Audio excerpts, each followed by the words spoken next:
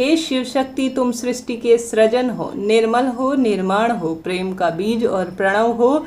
तुमसे ही ब्रह्मांडी ऊर्जा का संचालन हो, निर्विकार निर्विशेष निलीन निष्काम नटराज हो। हे आशुतोष, हे आदिनाथ, हे अर्धनारीश्वर, हे शिव शक्ति हो, दिग दिगांतर दिगंबर दामोदर दन्मेश्वर दिनेश हो, शंभु शंकर भोलेनाथ बैजनाथ महाकालेश्वर हो, त्रिपुरारी त्र्यंबकेश्वर त्रिशूलधारी हो, प्रेम हो, परमेश्वर हो, सृजन और विनाशक हो, शुभ ही शुभ कल्याणकारी हो। हे प्रभु मेरे दयालु, मेरे भोले भंडारी, सबके मनोरथ सिद्ध करने वाले हो, तुम्हें प्रणाम है। श्री शिवाय नमस्तुभ्यम। हर हर महादेव। आज इस वीडियो में जानेंगे, आज प्रदोष व्रत बुद्ध प्रदोष की सुंदर कथा का श्रवण करते हैं। आरंभ करें। श्री शिवाय नमस्तुभ्यम। श्री शिवाय नमस्तुभ्यम। प्रदोष अर्थात त्रयोदशी का व्रत मनुष्य को संतोषी और सुखी बनाता है। वार के अनुसार जो प्रदोष व्रत किया जाता है वैसा ही उसका फल प्राप्त होता है। सूत जी के कथा के अनुसार त्रयोदशी का व्रत करने वाले को 100 गाय के दान का फल प्राप्त होता है। आप सभी मेरे साथ कथा का श्रवण करते हुए प्रभु स्मरण करें। एक बार श्री सूत जी ने कहा, बुद्ध त्रयोदशी प्रदोष व्रत करने से सर्व कामना पूर्ण होती है। इस व्रत में हरी वस्तुओं का प्रयोग करना चाहिए। शिव शंकर की आराधना धूप बेलपत्र आदि से करनी चाहिए। धूप जो बुद्ध प्रदोष की कथा के अनुसार एक पुरुष का नया नया विवाह हुआ था।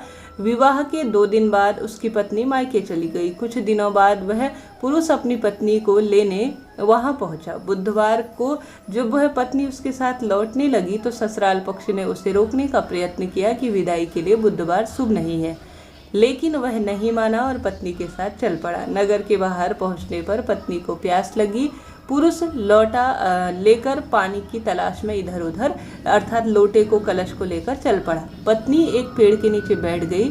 थोड़ी देर बाद पुरुष पानी लेकर आया तो उसने देखा कि उसकी पत्नी किसी के साथ हंस हंस के बातें कर रही है और उसके लोटे से पानी पी रही है। उसको बहुत क्रोध आया। वह निकट पहुंचा तो उसके जो है आश्चर्य को देखकर बहुत वह दुखी हुआ। उसकी पत्नी जो है इस तरह से किस प्रकार से बात कर रही है। पत्नी भी सोच में पड़ गई। दोनों पुरुष और पत्नियों में दोनों में आपस में बहुत भयंकर लड़ाई हुई। भीड़ इकट्ठा हो गई। सिपाही आ गए। हम सकल आदमी को देखकर वह भी आश्चर्य में पड़ गए। उन्होंने स्त्री से पूछा उसका पति कौन है, और वह जो है कहीं ना कहीं अपने कर्तव्य से विमुख हो गई और कहने लगी। तब वह पुरुष भगवान शंकर से प्रार्थना करने लगे कि हे महादेव, अब आप ही हमारी संख्या का समाधान करो, हमारी रक्षा करो, हमसे जो भूल हुई है और उसकी जो है मुझे माफ़ी दो। सास ससुर की बात नहीं मानी और बुधवार को अपनी पत्नी को जो है वह विदा कर ले जा रहा हूँ। मैं ऐसा भविष्य में कभी ना करूँ, ऐसी मुझे बुद्धि दो। अतः जैसे ही उसकी प्रार्थना हुई वैसे ही दूसरा पुरुष अंतर्ध्यान हो गया। पति पत्नी सकुशल अपने घर पहुँचे। उस दिन के बाद से पति पत्नी ने बुद्ध प्रदोष व्रत रखा और बुद्ध प्रदोष व्रत को करने से जीवन में सब कामनाएं सिद्ध हो जाती हैं। ऐसा सभी के साथ वह प्रचार प्रसार करने लगा। अब जानते हैं प्रदोष व्रत से संबंधित महत्वपूर्ण जानकारी। महीने में हर बार 2 प्रदोष आती है, कृष्ण पक्ष की त्रयोदशी और शुक्ल पक्ष की त्रयोदशी। इसे ही जो है प्रदोष व्रत के नाम से जाना जाता है। यह उपवास माता पार्वती और भगवान को समर्पित करने वाला है। और साथ ही स्कंद पुराण में इस व्रत के बारे में बताते हुए कहा है कि भगवान शिव प्रदोष के समय कैलाश पर्वत पर नृत्य करते हैं रजत भवन में और बहुत प्रसन्न मुद्रा में होते हैं। जो व्रत धारी इस दिन प्रदोष के समय पूजा करता है उसे विशेष फलों की प्राप्ति होती है। ये तो आप सभी जानते हैं कि इस व्रत के पीछे कई कारण जो है और कई पौराणिक मान्यता है, परंतु इसका महत्व तो अपने आप में अद्भुत है। सबसे पहले आप इस व्रत को रखने के लाभ जरूर जान लीजिए। अगर आप भी इसे सही से समझ पाएंगे तो इसका पूर्ण फल आपको जो है प्राप्त होगा। हर महीने की त्रयोदशी का जब व्रत होता है उस दिन जो वार होता है उसी के अनुसार व्रत रखा जाता है और इसका महत्व भी विशेष हो जाता है। जैसा कि अलग अलग वारों के अनुसार इसका महत्व और लाभ कहे गए हैं।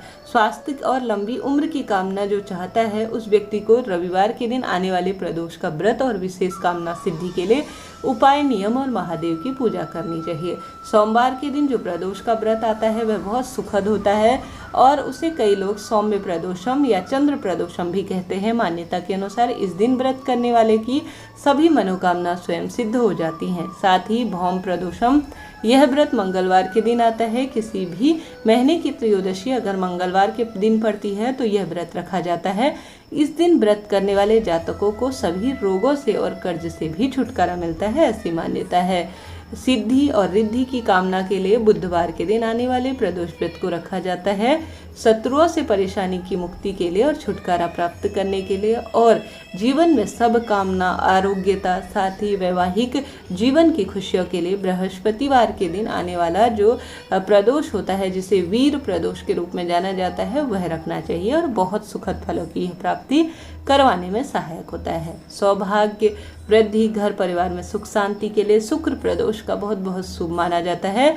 साथ ही जो लोग संतान सुख से वंचित हैं उन्हें शनि प्रदोषम का व्रत रखकर विधि विधान से पूजन करना चाहिए, बहुत सारे सुख इससे प्राप्त होते हैं।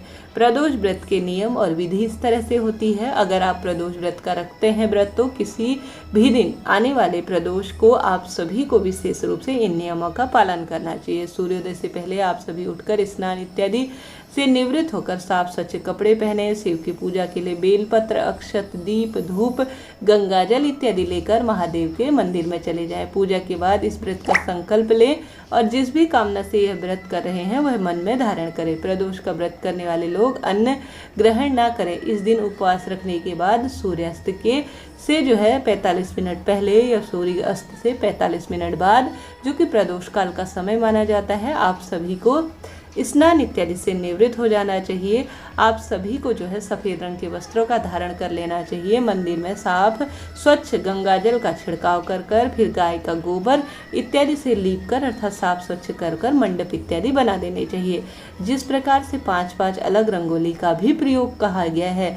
जब ये सब काम हो जाए तो आप उत्तर पूर्व दिशा की ओर मुख करके कुशाकी आसन का चुनाव करके भगवान शिव के महामंत्र ओम नमः शिवाय मंत्र का जाप करें। जाप करते हुए भगवान शिव को जल इत्यादि अभिषेक कराएं। वैसे तो यह व्रत मनचाहा वरदान के लिए किया जाता है। जो भी व्यक्ति 11 या 26 प्रदोष व्रत रख लेता है विधि विधान से, और साथ ही उद्यापन भी आवश्यक रूप से करना चाहिए। हिंदू धर्म में हर व्रत की विशेषता होती है। आप अपनी समस्या के हिसाब से भी प्रदोष व्रत कर सकते हैं और कष्टों से मुक्ति पा सकते हैं। जब भी आप 26 या 11 प्रदोष कर लें तो विधि विधान से अपने व्रत को उद्यापन भी जरूर से करें, तभी आपका व्रत पूर्ण और संपूर्ण माना जाएगा। अपने आप में प्रदोष का व्रत सब सुख देने वाला है।